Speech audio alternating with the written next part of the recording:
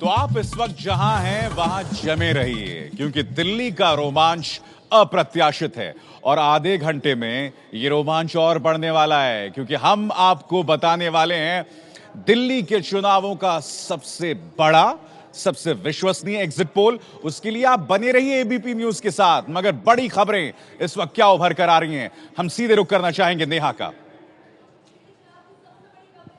यहाँ ABP news पर, और जैसा अभिसार ने कहा, अब से आधा घंटे बाद एग्जिट पोल का पहला कट आपके सामने होगा, सबसे सटीक अनुमान। न्यूज रूम में हमारे बड़े इंतजाम हुए हैं इसके लिए। ये हमारी ब्रेकिंग वॉल है जहां पल पल की जानकारी और हर ब्रेकिंग न्यूज आप तक पहुंचाएंगे। हमारी दूसरी वॉल जो दिल्ली के 2013 के नतीजे आपके सामने रख रही है, ये तस्वीर कितना बदलेगी, ये है हमारी मेन वॉल जिसमें हर बड़ी जानकारी आप तक पहुंचाएंगे। ये हमारी सेल्फी वॉल है, जिन लोगों ने आज दिल्ली के चुनाव में वोट डाले, स्याही लगी उंगली के साथ उनकी तस्वीरें। और ये हमारी ट्विटर वॉल सोशल मीडिया की, जो ये बता रही है कि ट्विटर में इस वक्त किस तरह की हलचल है। दिल्ली चुनाव से जुड़ी आज की दिन भर की गतिविधियों पर एक नजर डाल लेते हैं। सबसे पहले जो वोटिंग परसेंटेज रहा है उस पे नजर डाल लेते हैं, क्योंकि वो अपने आप में एक रिकॉर्ड बनाता हुआ दिखाई दे रहा है। सुबह से जिस तरह का वोटिंग प्रतिशत रहा, 2013 में आपको बता दें 5% था 9 बजे तक, और 2015 में ये बढ़ के 6% हो गया। 11 बजे की अगर बात करें तो आज के दिन 20% रिकॉर्ड किया गया, और 2013 में यही प्रतिशत 18% था। तो 2013 के मुकाबले किस तरह से 2015 यानी आज के दिन आंकड़ा बढ़ा है वो आप देख रहे हैं। दोपहर 1 बजे आज 36% मतदान रिकॉर्ड किया गया। 2013 में यह आंकड़ा 2% कम था।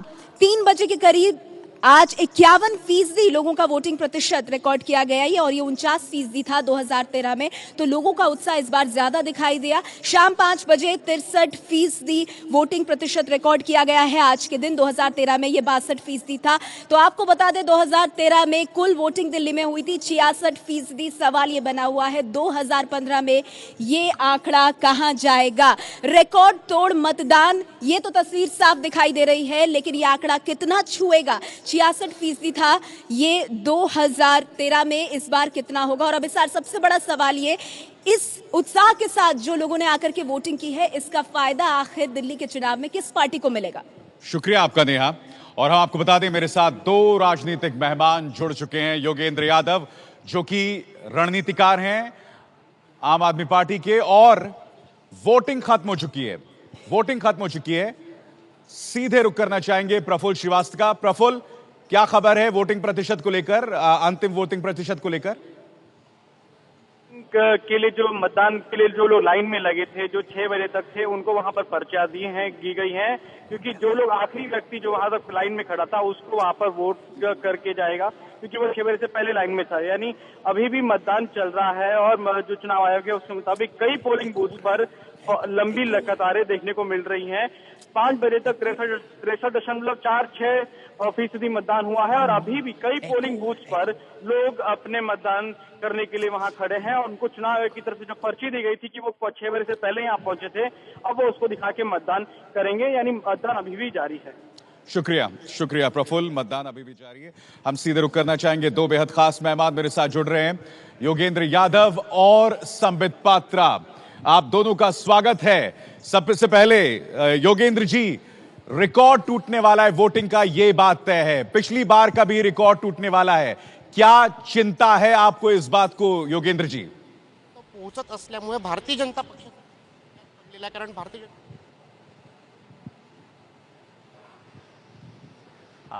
पहले तो मैं आपसे निवेदन करूंगा कि आपकी आवाज मुझे बहुत इको में आ रही है, बहुत मैं साफ सुन नहीं पा रहा हूं, लेकिन मोटा मोटा तौर पे मुझे आपका सवाल समझ आ गया है और मुझे अपनी आवाज वापस आ रही है, तो आप मुझे ठीक करवा दीजिए। लेकिन मैं प्रश्न सुन गया हूं, इसलिए मैं आपको उत्तर दे देता हूं। वो ये है कि दिल्ली की जनता को बधाई देनी चाहिए कि उन्होंने एक रिकॉर्ड मतदान किया, और इतने लंबे चुनाव का और इतना जो इंटेंस चुनाव है उसका इससे बेहतर क्या परिणाम निकल सकता था। तो ये तो पहली बात, पार्टियां बाद में जीतेंगी, पहले लोकतंत्र की जीत है। तो दिल्ली की जनता को सलाम, दिल्ली की जनता को बधाई। मैं समझता हूं कि पहले सिर्फ एक पार्टी का सांगठनिक बेस बहुत अच्छा हुआ करता था, भारतीय जनता पार्टी का सांगठनिक आधार बहुत अच्छा है दिल्ली के अंदर, तो उसके आधार पे वो अच्छा मोबिलाइज कर लेते थे। इस बार शायद दोनों तरफ से अच्छा सांगठनिक आधार रहा है, बूथ लेवल पे बहुत अच्छी कोशिश हुई है। उसके कारण मैं समझता हूं कि मेरी अपनी अपेक्षा थी कि रिकॉर्ड बहुत बढ़ेगा, मतदान काफी बढ़ेगा, तो कहीं 70 के करीब जाके पहुंच सकता है, ऐसा मेरा अनुमान है। लेकिन मैं फिर दिल्ली की जनता को बधाई देना चाहता हूं और फिर आपसे अनुरोध करना चाहता हूं कि ये कुछ मेरे कान में जो आवाज आ रही है इसका कुछ करवा दीजिए। बिल्कुल, मैं कोशिश करूंगा योगेंद्र जी। अब संबित पात्रा, आप बताइए, ज्यादा वोटिंग, क्योंकि हम सुबह भी देख रहे थे मत प्रतिशत बढ़ा हुआ था, तो क्या बीजेपी के लिए चिंता का विषय है कि आम आदमी पार्टी का सपोर्टर और कंसोलिडेट होकर के सामने आ रहा है? भाई साहब, देखिए, दो चीजें हैं। वैसे तो मेरे कान में भी आवाज गूंज रही है, मगर मैं प्रश्न समझ पा रहा हूं और उत्तर देता हूं। पहला महत्वपूर्ण विषय है कि जो योगेंद्र जी ने कहा कि पहला सलाम दिल्ली की जनता को है कि जिस प्रकार से लोग बाहर निकलकर वोट कर रहे हैं, ये लोकतंत्र का जीत है। दूसरा, मुझे लगता है जो योगेंद्र यादव जी ने जवाब दिया उसी में जवाब निहित है कि जीत किसकी होने वाली है। आप देखिए, कभी भी आम आदमी पार्टी के इंटरव्यूज को आप देखेंगे, उनके बयानों को देखेंगे, उसमें कभी दोनों की तारीफ नहीं होती है। ऐसा नहीं होता है कि बीजेपी के लिए भी अच्छा कहा जाए और आम आदमी पार्टी के लिए भी अच्छा कहा जाए। उसमें हमेशा ही ऑपोजिट को अटैक होता है और अपने को अच्छा होता है। आज पहली बार पूरे दिल्ली के चुनाव में अब योगेंद्र यादव कह रहे हैं दोनों ही पार्टियों के पास एक बहुत अच्छा संगठन है और दोनों ही पार्टीज ने मोबिलाइज किया है और जनता को बाहर निकाला है।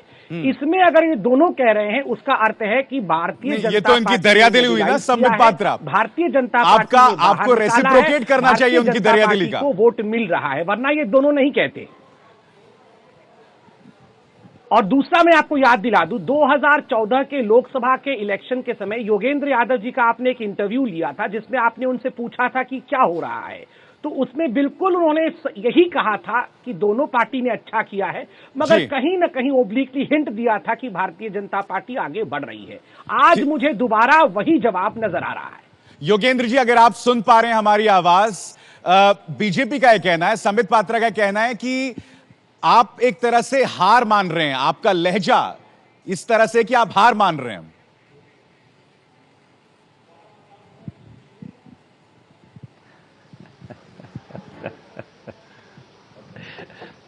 एक तो मैं फिर कहता हूं ये कान वाला कुछ करवाइए भाई, मुझे आपकी आवाज बहुत बार बार, 3-3 बार आपकी आवाज मुझे आ रही है। एक बार से काफी है, मैं सुन लूंगा।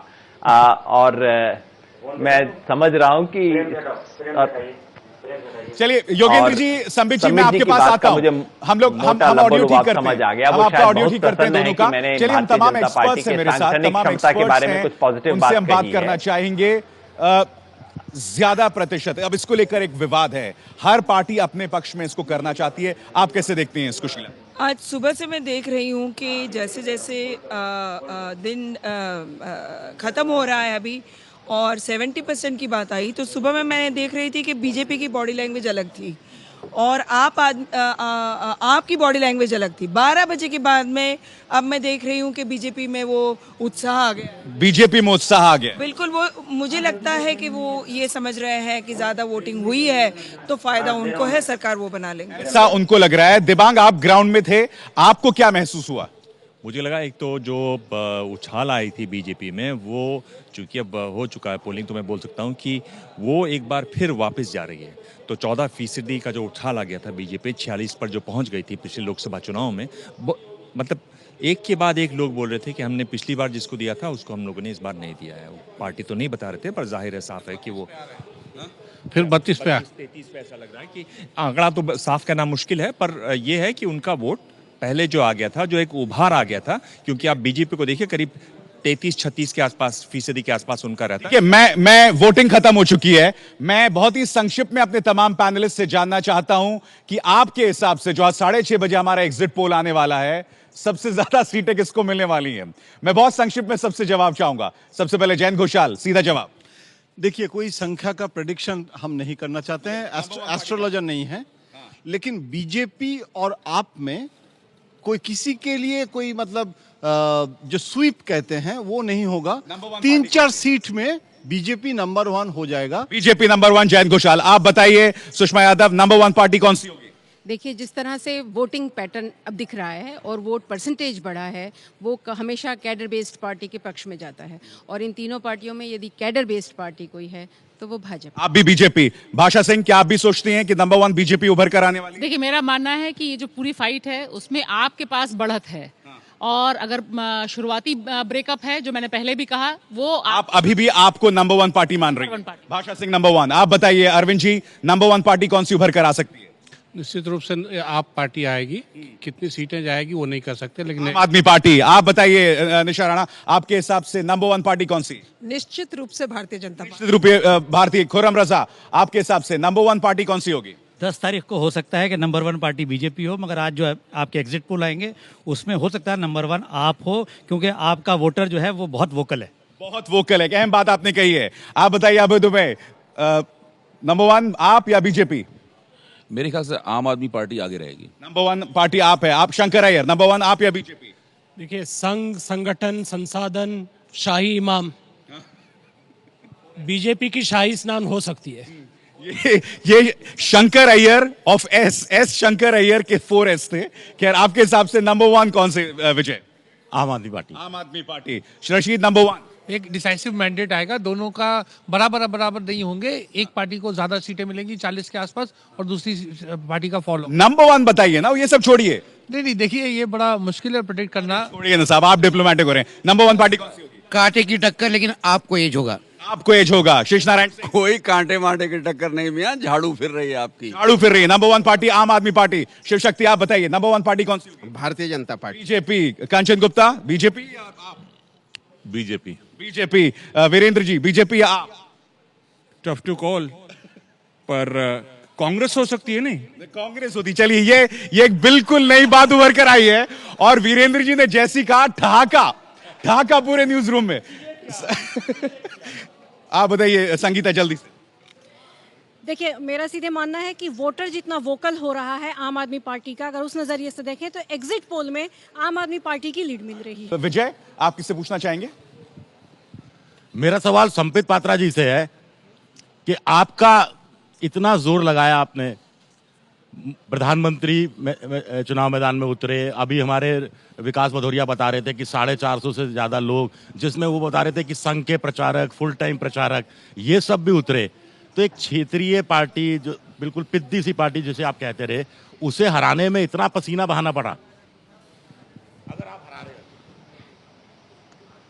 नहीं, अच्छा लगा आज विजय जी की आप लोग सब मान रहे हैं कि कहीं ना कहीं आम आदमी पार्टी हार गई है। बिल्कुल आप ठीक कह रहे हैं, हार गई है। हाँ, उसके लिए हम प्रिपरेशन के साथ जमीन पे उतरे, ये कोई बुराई नहीं है। लोकतंत्र में किसी को भी कम करके आंकना ये अहंकार कहलाता है। हम चाहे कितने भी टीवी डिबेट्स में लड़ें, मगर प्रिपरेशन के साथ हम जमीन पे नहीं उतरेंगे तो ये हमारा अहंकार कहलाएगा।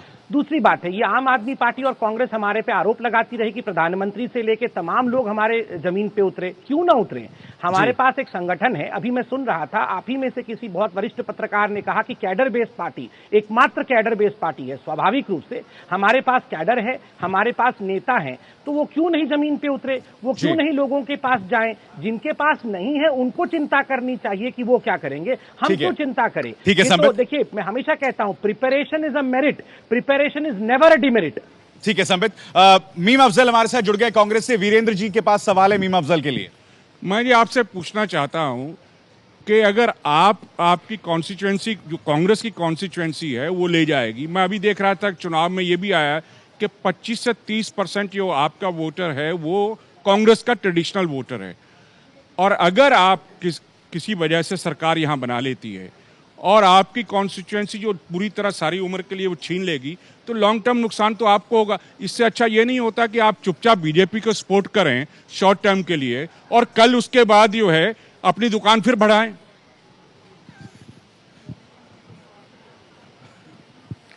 देखिए, अभी आपने सारे न्यूज रूम को हंसने पर मजबूर कर दिया था। और आप फिर हंसने लगता है। हमको हंसने पर मजबूर कर रहे हैं ये बात कह करके। मगर मीम अफजल साहब, क्या ये कहना सही है कि आप कह रहे हैं कि हम बीजेपी को सपोर्ट कर दें? तीसरी की लड़ाई लड़ रहे हैं। बीजेपी को सपोर्ट करने का, लेकिन कांग्रेस का इतिहास कभी नहीं रहा। नहीं वो सब सही है, मैं सीरियसली पूछ रहा हूँ, सही वाली बात नहीं पूछ आप सुनिए, अगर सुनिए, अगर आप जो है जम गई पार्टी तो किसको, बीजेपी को तो नुकसान नहीं होने वाला है, लॉन्ग टर्म में नुकसान आपको ही होने वाला है। एक और आपका देखिए, बीएसपी खड़ी हुई, एसपी खड़ी हुई यूपी में, और आपका सफाया हो गया, जनता दल यू खड़ी हो गई बिहार में, आपका सफाया हो गया। आप क्यों नहीं सोचते हैं, नाक से बढ़ के और दूर की सोचिए। ठीक है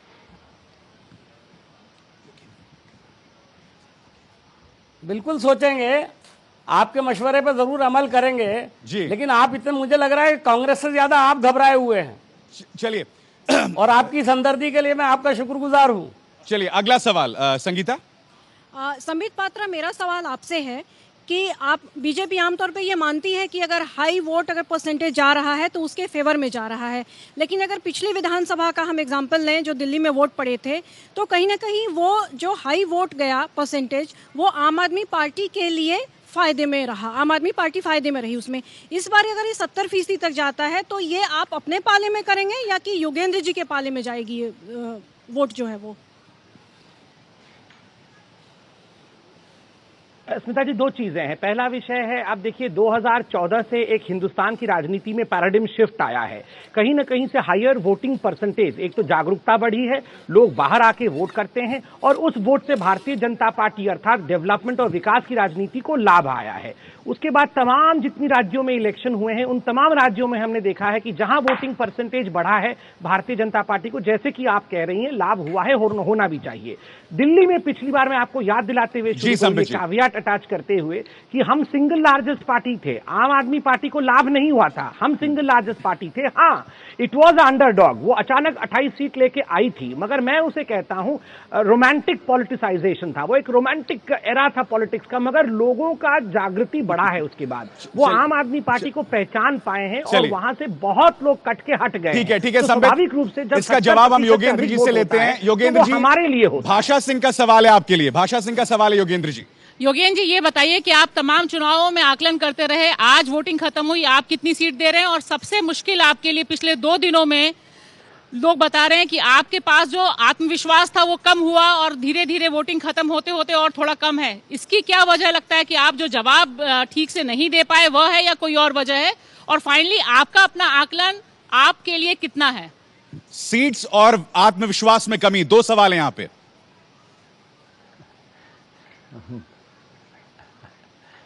भाषा जी, देखिए, अब हम एक पड़ाव क्रॉस कर चुके हैं, चुनाव पूरा हो गया है।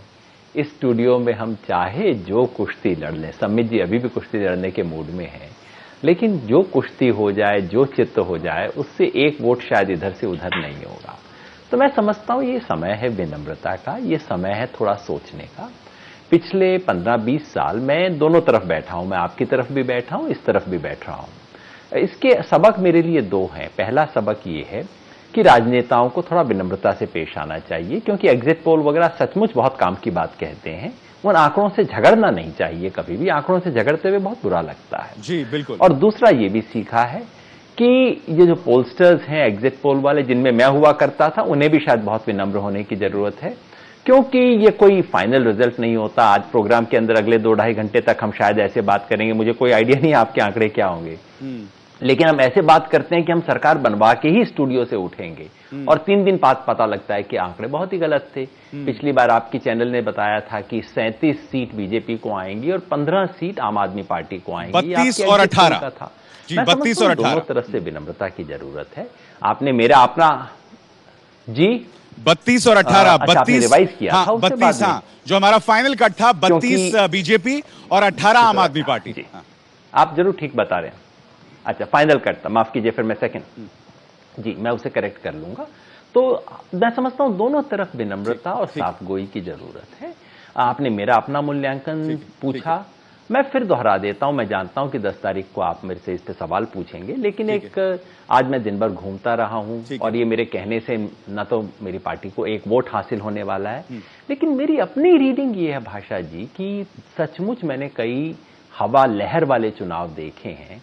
मुझे आज दिल्ली में घूमते हुए बिल्कुल शुद्ध लहर का चुनाव दिखा। आपको लहर दिख रही है आम आदमी पार्टी की? योगेंद्र जी, मेरी मजबूरी है, मैं आपको रोक रहा हूं। तो इंतजार खत्म हुआ और बारी आ गई है एबीपी न्यूज नीलसन के एग्जिट पोल की। मगर आंकड़े क्या हैं, सीट नंबर क्या हैं, वो तो हम आपको बताएंगे।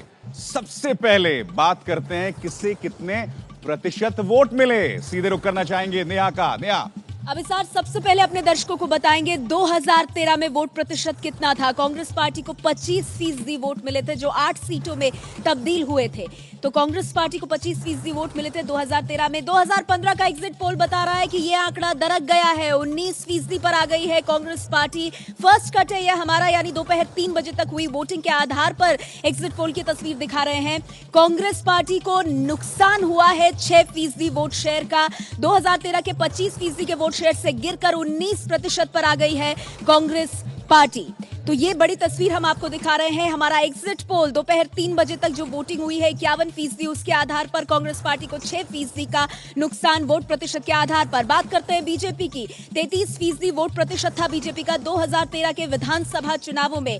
एग्जिट पोल क्या कह रहा है? फर्स्ट कट आपके सामने रख रहा है तस्वीर। इसमें गिरावट हुई है, 1% की गिरावट देखने के लिए मिली है। बीजेपी का वोट प्रतिशत 33 से गिरकर 2015 में 32% पर आ गया है, यानी नुकसान हुआ है 1% का बीजेपी को। एक बार फिर याद दिला दें, ये फर्स्ट कट है एग्जिट पोल का, यानी दोपहर 3 बजे तक जो वोटिंग हुई है उसके आधार पर बीजेपी 32% वोट प्रतिशत पाती हुई दिल्ली में नजर आ रही है। और अब बात आम आदमी पार्टी की। 2013 के नतीजों में 29% वोट मिले थे आम आदमी पार्टी को। एग्जिट पोल बता रहा है 37% वोट प्रतिशत बढ़ा है, एक बड़ा उछाल 11% का।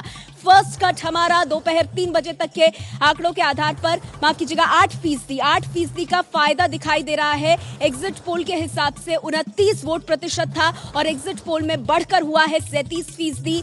ये आपको बता दें, आज दोपहर 3 बजे तक जो वोटिंग हुई है दिल्ली में अलग अलग जगहों में, उसके आधार पर हमारा फर्स्ट कट अभिसार जो साफ तौर पर 8% का फायदा दे रहा है। बता दें आम आदमी पार्टी को, आम आदमी पार्टी के प्रतिशत में भारी उछाल 8% का 37% तक वोट प्रतिशत जा रहा है। बीजेपी के वोट प्रतिशत में 2013 के मुकाबले 1% की गिरावट हुई है, 32% पर चला गया है बीजेपी का वोट प्रतिशत। आम आदमी पार्टी का 37% पर आया, यानी 8% का सीधे वोट प्रतिशत में उछाल। अभिसार, शुक्रिया नेहा। तीनों राजनीतिक मेहमान मेरे साथ अभी भी बने हुए हैं, योगेंद्र यादव, संबित पात्रा और मीम अफजल। सबसे पहले संबित पात्रा, इससे पहले कि मैं योगेंद्र यादव के पास जाऊं, आपके पास जाऊंगा। आपका सिर्फ 1% गिरा है, हमने अभी तक सीटें नहीं बताई हैं, 1% गिर गया है, मगर आम आदमी पार्टी के वोट शेयर में 8% की उछाल। संबित, पहला रिएक्शन। देखिए, आपने अभी कहा कि ये फर्स्ट कट आपका एग्जिट पोल है, 3 बजे तक का ही है। मुझे लगता है ज्यादातर जो लोग आए हैं वो दोपहर के बाद ही निकल के आए हैं, और जब तक पूरा एग्जिट पोल नहीं आता है, शाम तक का कितना प्रतिशत आता है और उसका जो रिजल्ट है वो देखने के बाद हम कमेंट कर सकेंगे। आप इंतजार करना चाहेंगे सेकंड कट का। योगेंद्र यादव, क्या आप भी सेकंड कट का इंतजार करेंगे और इस वजह से आपको लगता है कि तस्वीर बहुत नाटकीय अंदाज में बदल सकती है सेकंड कट में?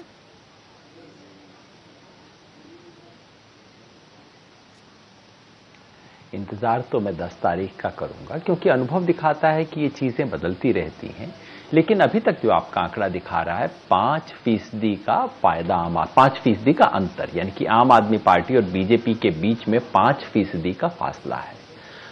मेरा अपना अनुमान ये रहा है कि फासला शायद 10% के करीब है। लेकिन जैसा मैंने कहा, आंकड़ों से झगड़ने का कोई फायदा नहीं है। आपके आंकड़े हैं, बहुत मेहनत से आपने इकट्ठे किए हैं, और इतना सिर्फ कहना चाहता हूं, जहां 2 पार्टियों की डायरेक्ट लड़ाई होती है, वहां जब एक पार्टी को 5% या उससे ज्यादा फायदा होता है, मेरे हिसाब से ज्यादा का लीड है उसके पास, तो ये बिल्कुल इससे सीटों में बहुत एक तरफा परिणाम आता है। वोट में 5% का फासला हो तो सीटों के अंदर 25-30% का फासला हो जाता है। ये हमारा ऐसा सिस्टम है इस देश का। तो मैं इंतजार करूंगा कि आप लोग इसको सीट में कैसे कन्वर्ट करते हैं, मैं ये भी इंतजार करूंगा। लेकिन बिल्कुल मेरी अपनी रीडिंग, आज मैं दिन भर घूमता रहा, और जैसा मैं आपको कह रहा था, जब आपको ब्रेक के लिए जाना पड़ा, तब मैं उस वक्त कह रहा था कि मैं एक भी व्यक्ति से नहीं मिला जिसने कहा हो कि मैंने लोकसभा चुनाव में आम आदमी पार्टी को वोट दिया लेकिन इस बार नहीं दूंगा। लोकसभा चुनाव में जहां भी थे हम 33% के करीब थे। और जब मैं बीजेपी के मतदाताओं से पूछा तो मुझे लगा कि उनके कोई 1/3 के करीब मतदाता टूट रहे हैं। और आम आदमी पार्टी की तरफ जा रहे हैं। अभी हो सकता है मेरा अपना बायस भी रहा हो, अब लोग थोड़ा चेहरा भी पहचान लेते हैं, तो हो सकता है कुछ मेरे को खुश करने के लिए भी कह रहे हो, ये चीजें संभव है। लेकिन मेरा अपना अनुमान है कि इससे कहीं बड़ी चीज की तरफ, और अगर 5% का फासला है तो बहुत स्पष्ट बहुमत मिलेगा, इसमें बहुत स्पष्ट बहुमत है, ऐसा आपको दावा है। मीम अफजल साहब 6% की गिरावट एग्जिट पोल बता रहा है। वाकई बहुत चिंताजनक स्थिति है कांग्रेस के लिए। सबसे पहले तो मैं यही कहूँगा जो अभी समित ने कहा कि 3 बजे तक का आंकड़ा है, और मैं खुद भी 3 बजे के बाद तक बाहर घूम रहा था, तो काफ़ी जगहों पर मैंने देखा कि वोटर बड़ी तादाद में जा रहे थे, वोट डाल रहे थे, तो मुमकिन है उससे कुछ फ़र्क आए। लेकिन मुझे एक तसल्ली ज़रूर है थोड़ी सी कि पिछले चुनाव में जो पार्लियामेंट का चुनाव हुआ था, हम बहुत एकदम घट करके 14% पर आ गए थे, तो यहाँ हमने शायद 5% वोट का इजाफा अगर किया है, और आगे इसमें और भी शायद इजाफा मुमकिन है, मैं समझता हूँ कि और भी ज़्यादा इजाफा मुमकिन है, तो मुझे ऐसी उम्मीद है। नहीं, मगर कितना इजाफा मीम अफजल साहब? अब 19 से आप 38 की तो उम्मीद कर नहीं सकते। कहा कि जब दो तरफा लड़ाई होती है, दो तरफा लड़ाई नहीं बिल्कुल सही है, हम उसकी उम्मीद नहीं करते और करनी भी नहीं चाहिए। देखिए हमारा जो है अभी कहना चाहिए कि हमें 2 झटके लगे हैं, और ये हमेशा इलेक्शंस में ट्रेंड होता है कि जो पार्टी जीतना शुरू होती है वो जीत की तरफ जाती है, जो पार्टी हारना शुरू होती है वो हार की तरफ जाती है। ये ट्रेंड कुछ दिन चलता है, तो इसमें कोई मुझे हैरत की बात नहीं है। लेकिन मैं एक बात पूछना चाहता हूँ, योगेंद्र जी ने कहा कि जब आमने सामने की फाइट होती है तो सीटों के अंदर बहुत मतलब नुमाया डिफरेंस आता है। मैं आपका सवाल बाद में आमने सामने की फाइट मांगते हैं, मुझे मौका दीजिएगा कि आपका ये सवाल जो है वो मैं योगेंद्र यादव जी से बाद में रख सकूं, मगर अब बारी है, हमने आपको वोट प्रतिशत बताया जिसमें आम आदमी पार्टी और बीजेपी के बीच 5% का फर्क है। बीजेपी पिछड़ रही है आम आदमी पार्टी से, मगर ये सीटों में इसकी क्या स्थिति दिखाई दे रही है? वापस नेहा का रुख करते हैं। नेहा, एबीपी न्यूज का सबसे सटीक एग्जिट पोल सीटों के मामले में क्या कह रहा है? सबसे पहले 2013 के कांग्रेस पार्टी के नतीजे, 8 सीटें मिली थी कांग्रेस पार्टी को। 2015 का हमारा एग्जिट पोल फर्स्ट कट क्या कह रहा है? 3 सीटें, 5 सीटों का नुकसान सीधे सीधे दोपहर 3 बजे तक की वोटिंग में कांग्रेस पार्टी को दिखाई दे रहा है, यानी नुकसान हुआ है 5 सीट का कांग्रेस पार्टी को। गिरते वोट प्रतिशत से उसकी तस्वीर दिखाई दे गई थी। अब बात बीजेपी की, 2013 के चुनाव में 32 सीटों के साथ सबसे बड़ी पार्टी थी, लेकिन 2015 का पहला रुझान एग्जिट पोल का क्या कह रहा है? 28 सीटों पर आ रही है, यानी 4 सीटों का नुकसान बीजेपी को हो रहा है। हमारे पहले रुझान दोपहर 3 बजे तक के आंकड़ों में 32 से गिरकर बीजेपी 28 पे आती हुई दिखाई दे रही है। आम आदमी पार्टी की बात करें, 28 सीटों के साथ दूसरी बड़ी पार्टी 2013 में बनी थी, लेकिन 2015 का एबीपी न्यूज का फर्स्ट कट एग्जिट पोल का क्या कह रहा है? 39 सीटें, सीधे सीधे 11 सीटों का फायदा आम आदमी पार्टी को। तो इस वक्त की बड़ी खबर आपको दे दें, आम आदमी पार्टी के वोट शेयर में 8% का उछाल, और इसका ट्रांसलेशन ऐसे हो रहा है कि 11 सीटों का फायदा आम आदमी पार्टी को। याद दिला दें आपको, आज दोपहर 3 बजे तक के आंकड़ों के आधार पर यह बड़ी तस्वीर सामने आई है। 2013 में 28 सीटें पाने वाली आम आदमी पार्टी एग्जिट पोल में 29 सीटें पाती हुई दिख रही है फर्स्ट कट। इसके हिसाब से अगर ये तस्वीर आगे जारी रही तो इन आंकड़ों के हिसाब से आम आदमी पार्टी बहुमत का आंकड़ा पार करती हुई अपने दम पर सरकार बनाती दिख रही है। लेकिन अभी सार ये दोपहर 3 बजे तक के आंकड़े हैं, जिसमें साफ तौर पर आम आदमी पार्टी का वोट प्रतिशत भी बढ़ा है और सीटें भी बढ़ी हैं। रात 8 बजे होगी फाइनल तस्वीर, 6 बजे तक की वोटिंग की। बहुत बहुत शुक्रिया आपका नेहा। तो बड़ी खबर क्या है? बड़ी खबर यह है 39 सीटें मिल रही हैं, मगर ये 3 बजे तक के मतदान के आंकड़े हैं। दिल्ली में आम आदमी पार्टी को पहले कट के हिसाब से बहुमत मिलता दिख रहा है। बीजेपी को नुकसान है, बीजेपी 28 सीटों पर और कांग्रेस महज 3 सीटों पर सिमट गई है। अब अगर आपको याद होगा तो प्री पोल सर्वे में भी बीजेपी को 29 सीटें, आम आदमी पार्टी को 35 सीटें मिली थी, यानी कि प्री पोल सर्वे से आगे बढ़ता हुआ एग्जिट पोल दिखाई दे रहा है एबीपी न्यूज नीलसन का, जिसमें आम आदमी पार्टी 39 और बीजेपी 28। तीनों खास मेहमान मेरे साथ बने हुए हैं। संबित पात्रा, मैं जानता हूं आप सेकंड कट का इंतजार कर रहे हैं, मगर बहुत ज्यादा नाटकीय परिवर्तन आने की उम्मीद नहीं करनी चाहिए हमें इससे। नहीं, इंतजार जरूर करना चाहिए। 10 तारीख का हमें इंतजार भी करना चाहिए, और हमारा ये मानना है जो भी बदलाव हुआ है वो दोपहर के बाद ही हुआ है। अभी किसी जर्नलिस्ट ने भी आपके यहाँ बहुत सटीक विषय रखा था कि कहीं ना कहीं सुबह की कहानी कुछ और थी और दोपहर उसके बाद शाम होते होते कुछ बदलाव हुआ है। जिस प्रकार से लोग बाहर निकल कर आए हैं, ये भारतीय जनता पार्टी की अच्छी खबर है और मुझे पूरा विश्वास है कि 10 तारीख को हम इस अच्छी खबर को सीटों में परिणत कर पाएंगे। हमें इंतजार करना चाहिए। ठीक है, सिलसिला शुरू करते हैं सवालों का। सवाल करना चाहेंगी भाषा सिंह आप? जी, 2 सवाल।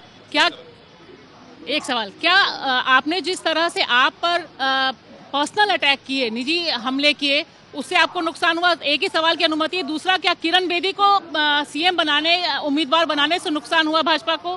क्या आप लगता है? नहीं, पहली बात तो है कि मैं अभी नुकसान सोचूंगा ही नहीं, क्योंकि हम अभी बहुत ऑप्टिमिस्टिक हैं और हमें पता है कि ये सेकेंड कट आते आते इसमें जरूर कुछ बदलाव होंगे और भारतीय जनता पार्टी आगे बढ़ेगी। हमारा आकलन कहता है कि भारतीय जनता पार्टी अपने दम पे सरकार बनाएगी। फिर भी आपने क्वेश्चन पूछा है तो नहीं, किरण बेदी जी के आने से कोई नुकसान नहीं लगता है। जो महिला वर्ग है वो जरूर अपने आप को रिलेट कर पाता है किरण बेदी जी के साथ, और उसके साथ किरण बेदी जी का जिस प्रकार का एक एडमिनिस्ट्रेटिव एक्सपीरियंस रहा है वह भी अपने आप में बहुत बड़ा विषय है। जी, अगला सवाल। योगेंद्र जी, एक जिज्ञासा है छोटी सी। अब पहले संगीता ने भी इस तरह का सवाल पूछा था, लेकिन मैं चाहता हूं आप उसका उत्तर दें। ये जो मतदान प्रतिशत में बढ़ोतरी होती है, तो इसका विशेषज्ञ कह रहे हैं दोनों तरफ है। भारतीय जनता पार्टी वाले कह रहे हैं कि हमें फायदा होगा, आम आदमी पार्टी वाले कह रहे हैं हमें फायदा होगा। क्या इस फायदे को समझने की कोई थीसिस है, कोई थियरी है?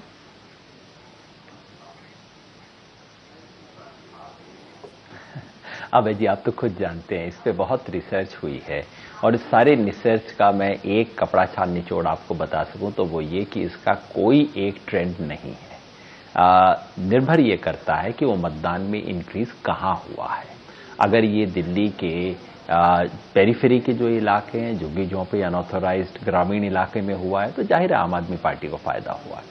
अगर वो मिडिल क्लास इलाकों में अचानक जंप हुआ है तो उससे बीजेपी को फायदा हो सकता है। तो जब तक ये हमें रुझान पता ना हो कि किस इलाके में बढ़ा है ये मतदान, तब तक मैं मोटे तौर पे यही मानूंगा कि दोनों तरफ, क्योंकि इस बार मोबिलाइजेशन और काउंटर मोबिलाइजेशन बहुत हुआ है और भारतीय जनता पार्टी की तरफ से मैं समझता हूं आखिरी 2-3 घंटों के अंदर बहुत मोबिलाइजेशन हुआ है। आप मान रहे हैं इस बात को? बहुत अहम बात आप यहाँ कह रहे हैं। तो मोबिलाइजेशन, काउंटर मोबिलाइजेशन हुआ है, बात तक आरएसएस के पास था। अगला सवाल मीम अफजल साहब से है। मुझे पूछना है, देखिए अभिसार, वो वाला वक्त गुजर चुका है जब हम वो उस तरह की कुश्तियां लड़ते थे। मैं सिर्फ इतना कहना चाहता हूं, देखिए अब वो सब कुश्ती, दावे, इन सब का वक्त गुजर चुका है। साधारण बात ये है, मैं 2 बात कहना चाहता था। पहला तो ये कि मैं दरअसल समित पात्रा की बात से सहमत हूं। वो बहुत खुश होकर जंप करेंगे और बड़े दावे करेंगे इसके बाद, लेकिन अब वो समय नहीं है। मैं समित पात्रा की बात से सहमत हूं कि आखिरी 2 घंटे में बीजेपी को कुछ फायदा जरूर हुआ होगा। लेकिन साथ ही मेरा ये भी मानना है कि ये जो 5% का आपका एस्टीमेट है, वो मेरे विचार से बहुत सीरियस अंडर एस्टीमेट है। मैं जिस चीज से बहुत हैरान हूं अभी, ये कांग्रेस के 19%, मैंने दिल्ली में घूम के देखा है। अब मैंने जैसे कहा, आंकड़ों से झगड़ने का कोई वो नहीं है। आप अपने अगर सर्वेयर्स हो तो उनसे पूछिए कि उन्होंने अपने फिगर्स को क्या रिकॉल के आधार पर एडजस्ट किया है। यदि वो किया है तो वो बहुत बड़ी भूल कर रहे हैं। कांग्रेस को 19% आने का मैंने कहीं सड़क पे कोई नहीं देखा, कोई सर्वे नहीं देखा जो 8-10% से ज्यादा। मीम अफजल साहब, क्या आपको भी हैरत हो रही है 19% का आंकड़ा? आप 8 बजे अपना आंकड़ा, तो इसे ध्यान से दोबारा देखिए। आपको भी हैरत हो रही है 19% जैसा कि दावा यहाँ पे योगेंद्र जी कर रहे हैं? देखिए, मुझे नहीं मालूम किन इलाकों में, अगर आप कुछ इलाकों में जाएंगे तो अगर सुबह को गए होंगे तो आपको लगेगा कि यहाँ कांग्रेस का बहुत जोर है।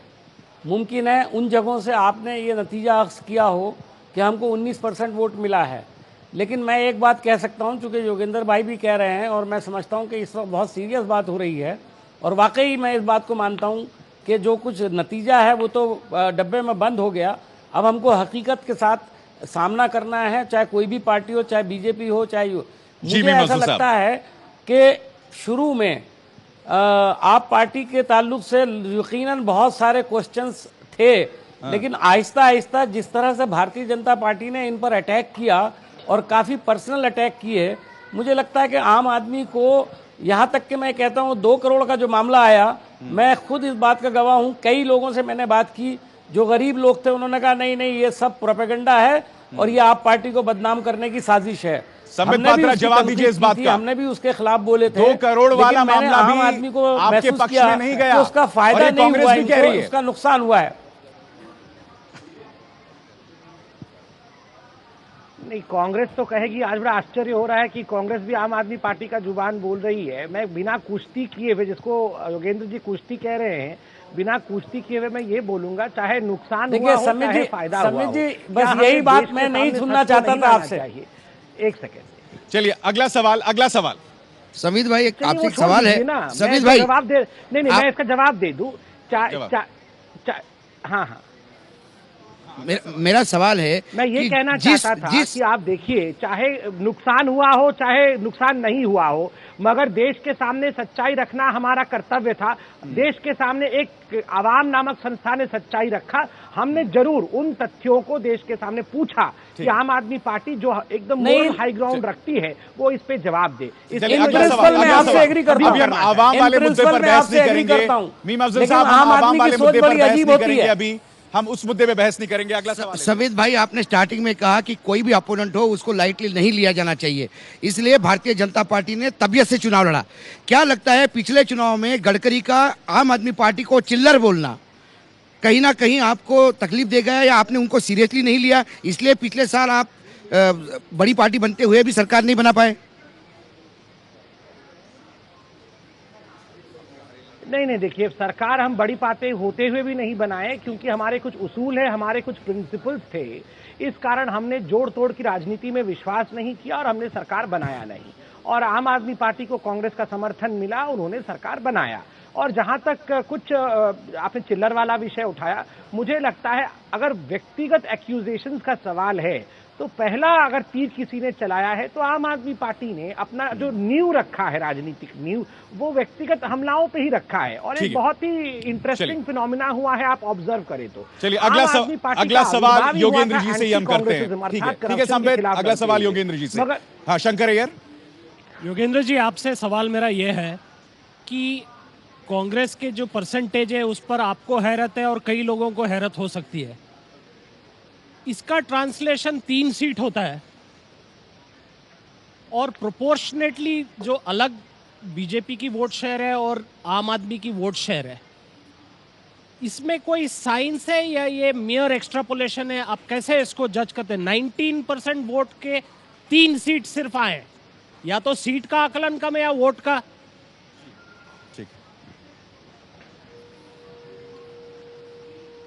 नहीं, यही बात मैं पूछना चाहता था। ऐसा है सर, पिछली बार कांग्रेस को 25% वोट आया था और सिर्फ 8 सीट आई थी। हमारा पूरा सिस्टम ही ये है जिसमें जो पार्टी आगे है वोट प्रतिशत में, क्योंकि हमारा अनुपातिक सिस्टम है नहीं, जो पार्टी नंबर 1 पे होती है उसको अपने अनुपात से कहीं ज्यादा सीट मिलते हैं, जो 2 पे होती है उसे कम मिलते हैं, और जो 3 पे होती है वो एकदम डूब जाती है। ये हमारा सिस्टम है, तो उसमें कोई गड़बड़ नहीं है। मैं जिस चीज पे प्रश्न चिन्ह लगा रहा था वो ये 19% का आंकड़ा था। मैं आपसे अनुरोध करूंगा कि आप इसको टेक्निकली चेक करवा लेना 9 बजे 8 बजे तक, क्योंकि 19 तो छोड़िए, 9% वोट नहीं आ रहा कांग्रेस को। और मैं आंकड़ों से झगड़ नहीं रहा हूं, मैंने खुद सर्वे किया है, मुझे पता है बाकी सर्वेज में क्या आया है। कांग्रेस को कहीं अगर 19% आता तो आपके सारे रिपोर्टर आज खबर लाते कि दिल्ली के अंदर कांग्रेस का उफान आ गया है अचानक।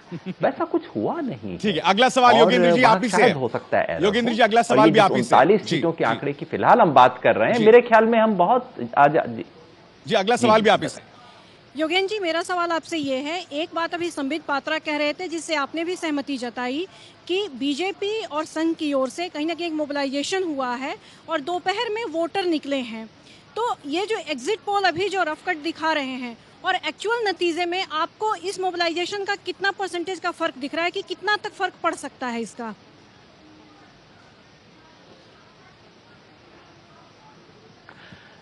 ये दरअसल एग्जिट पोल का जो है कि 5% हम सिर्फ आगे हैं। अगर सिर्फ वो होता तो मैं खुद कहता कि शायद उसमें से 1-2% तो भारतीय जनता पार्टी आखिरी 2-3 घंटे के अंदर शायद मेकअप कर सकती है, क्योंकि उनके पास एक संगठन का पुराना कैडर है। और ये भी याद रखिए उनके पास सरकार है इस वक्त, तो अगर मैं अपनी पार्टी के दफ्तर में बैठा होता तो मैं कहता यार इस 5 में से 2 तो वो आखिरी 2 घंटे के अंदर खा जाएंगे। लेकिन हकीकत ये है, और आप जितना मैं संजीदगी से पहली बात कह रहा हूं, दूसरी बात को भी आप संजीदा मानिए कि ये फासला 5% का है नहीं, दरअसल ये फासला कोई 10% के करीब का है। तो उस 10% में हम 2-3 अगर लूज कर भी गए आखिरी 2-3 घंटे में, जो पिछली बार भी हमने किया था। मैं ब्रेक में जाने से पहले योगेंद्र जी एक और सवाल हम करना चाहेंगे। संबित पात्रा से सवाल है। मैं सब बातें यहाँ कह रहा हूँ। मेरा एक सवाल आपसे यह है कि जो हमारा ओपिनियन पोल था, उस ओपिनियन पोल में हमने आम आदमी पार्टी को 35 और आपकी बीजेपी को 20 सीटें दी थी। तब उस समय आप लोगों ने कहा था कि अभी नरेंद्र मोदी जी की रैलियां शुरू नहीं हुई हैं। अभी उसके बाद नरेंद्र मोदी जी की रैलियां शुरू हुई, उसके बाद मोबिलाइजेशन हुआ। जो बात योगेंद्र यादव जी ने कही कि बहुत अच्छा मोबिलाइजेशन रहा पिछले 2-3 दिन में, और बहुत अच्छा आपने चीज़ें कवर की, लेकिन उसके बाद भी हम देख रहे हैं कि जो एग्जिट पोल है उसमें आपकी सीटें और कम हो रही हैं। यानी कि और बुरा असर है, और बुरा असर है। संक्षिप्त में जवाब दीजिएगा संबित इसका। नहीं, मैंने तो कहा कि हमें इंतजार करना चाहिए, 10 तारीख का भी करना चाहिए और सेकंड कट का भी करना चाहिए, मगर हमें सोचना भी चाहिए कि अगर इस प्रकार का कुछ परिणाम है तो वो क्यों है। मैं यहाँ कितनी भी बड़ी बातें कहूँ, मगर इतना तो याद रखना चाहिए सभी पॉलिटिकल पार्टीज को समय समय पर आत्ममंथन, आत्मचिंतन जरूर करना चाहिए। अगर इस प्रकार का कुछ रिजल्ट है तो हम चिंता जरूर करेंगे। हम चिंता जरूर करेंगे। तीनों खास मेहमान मेरे साथ बने हुए।